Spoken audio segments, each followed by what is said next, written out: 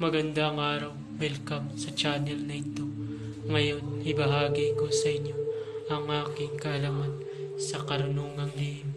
Narito, orasyon, panglugmok ni Zeus sa kanyang kalaban.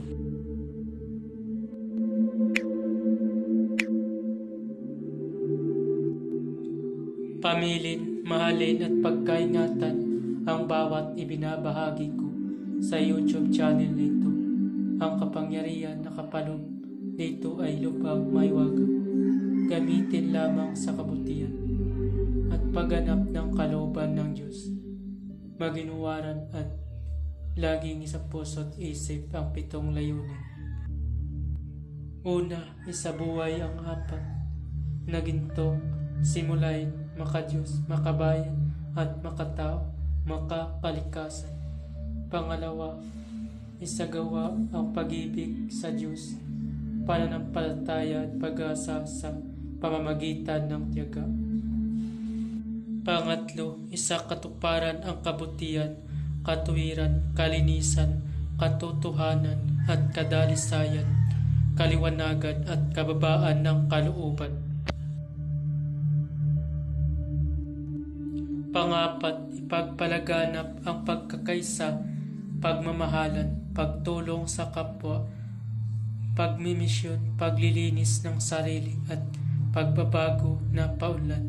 Panglima, magkaroon ng pagagalangan, pag-unawaan at pagmamahalan sa isa't isa bilang mga kapatid at kapwa-tao. Panganim, maging dakila sa isip, sa salita at gawa para sa Diyos, sa bayan at tao. Pangpito, ipagpatibay ang kautusan ng Diyos, tumulong sa pagpapaunlad ng katawan ng bawat kasapi ng samahan at tumupad sa hadikain ng Diyos sa tao sa pamamagitan ng pagsunod sa mga layuning ito. Ang isang naghanap sa Diyos ay makakasumpong sa Kanya at hindi pagkakaitan ng Kanyang liwanag.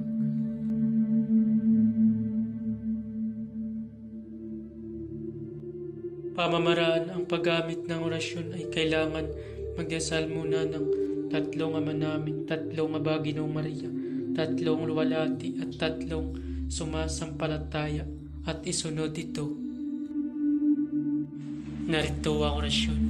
Ocli par faras et Deo omniparum salvum.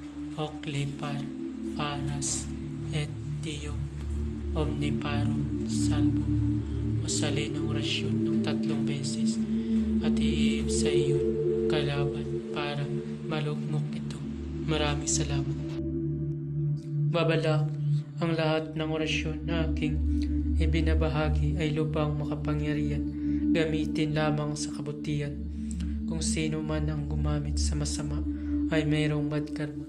Maaari maghirap habang buhay hanggang kamatayan. Maraming salamat po. Bago matapos ang video ito, huwag kalimutan mag-subscribe and click the bell icon para laging update sa mga bagong video.